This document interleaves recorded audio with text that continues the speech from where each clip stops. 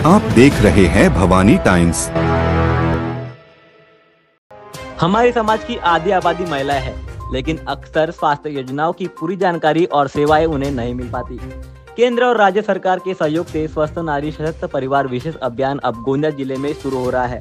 17 सितंबर से 2 अक्टूबर तक चलाए जाने वाले इस अभियान के तहत महिलाओं की निःशुल्क स्वास्थ्य जांच, उपचार और समुपदेशन सेवाएं दी जाएंगी।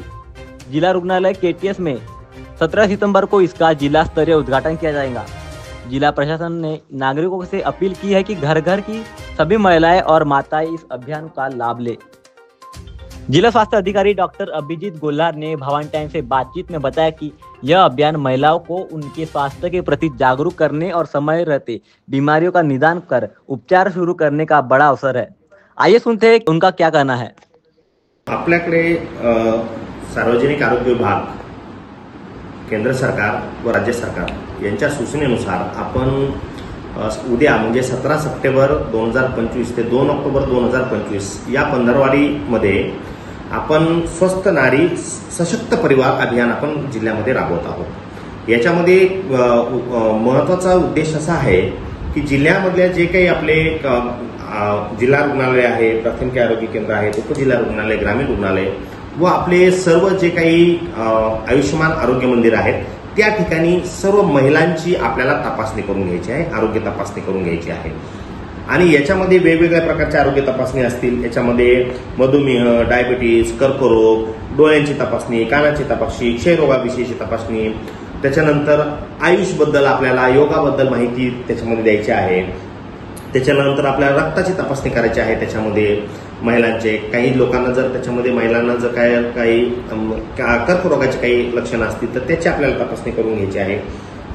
किशोरवयीन मुलींचे आपल्याला त्या ठिकाणी आरोग्य सूत्र आपल्याला करून घ्यायचे आहेत। आणि याच्यामध्ये महत्त्वाचं आहे की आपले सर्व ग्रामीण रुग्णालय, उपजिल्हा रुग्णालय आणि प्राथमिक आरोग्य केंद्र या ठिकाणी आपल्या स्पेशलिस्टच्या टीम जाणार आहेत व स्पेशलिस्ट मार्फत आपले त्या ठिकाणी कॅम्प होणार आहेत।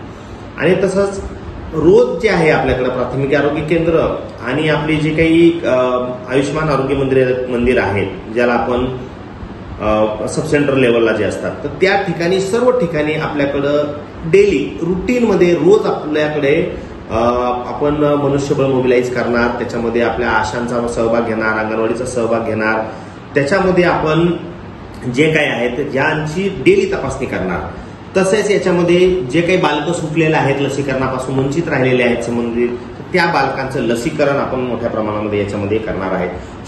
शालेय आरोग्य तपासणी आपण याच्यामध्ये करणार। मुलींना याच्याबद्दल आपण चांगल्या पद्धतीनं आपण त्याच्यामध्ये आपण त्यांना हेल्थ एज्युकेशन देणार।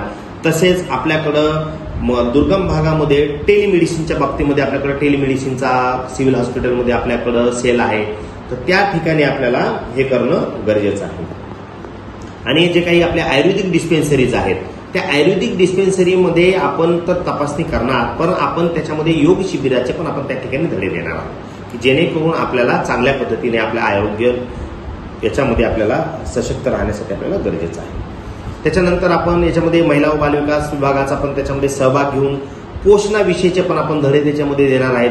पोषणाचं आपण त्याच्यामध्ये हा जो पंधरवाडा आहे त्याच्यामध्ये पोषणाविषयीची बालकांना माहिती, महिलांना माहिती याच्यामध्ये आपण देणार आहोत।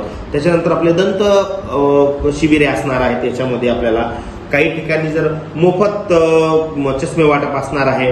रक्तदान मोठ्या प्रमाणामध्ये या कालावधीमध्ये सगळ्यांना आवाहन करतो की जे काही तरुण मंडळी आहे यांनी समोर येऊन आपल्याला रक्तदान जे आहे याच्यामध्ये करणं आवश्यक आहे।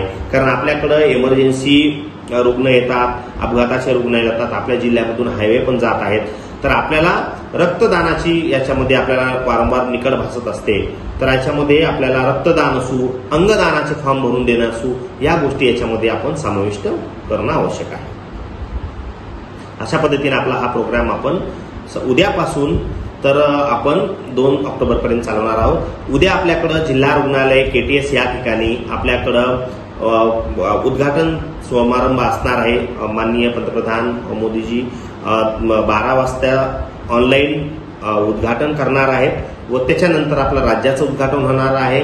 माननीय मुख्यमंत्री साहेब व उपमुख्यमंत्री आणि आरोग्यमंत्री महोदयांच्या हस्ते व त्याच्यानंतर आपल्याकडे जिल्ह्याचं जे उद्घाटन आहे माननीय पालकमंत्री श्री नामदार बाबासाहेब पाटील यांच्या हस्ते होणार आहे व त्याच्यामध्ये सर्व सन्माननीय विधानसभा व विधान परिषद व संसदीय मंडळांना आपण सर्वांना त्या ठिकाणी निमंत्रित केलेलं आहे व आपले प्रशासकीय अधिकारी जे आहेत भारतीय सेवेमधले यांना पण आपण त्या ठिकाणी कार्यक्रमासाठी आपण निमंत्रित केलेलं आहे.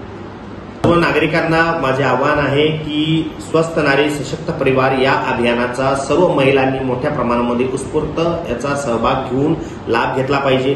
सर्व ज्या आपल्या तपासण्या आहेत त्याच्यामध्ये करून घेतल्या पाहिजे. या सर्व तपासण्या आपल्या मोफत होणार आहेत व स्पेशालिस्ट कॅम्पनुसार होणार आहेत. तरी मला सर्व तरुण मंडळीला आवाहन करायचं की आपण ब्लड डोनेशनसाठी संबंधित कालावधीमध्ये व अंगदानासाठी सर्वांनी समोर यावं ही माझी विनंती आहे. आप देख रहे हैं भवानी टाइम्स.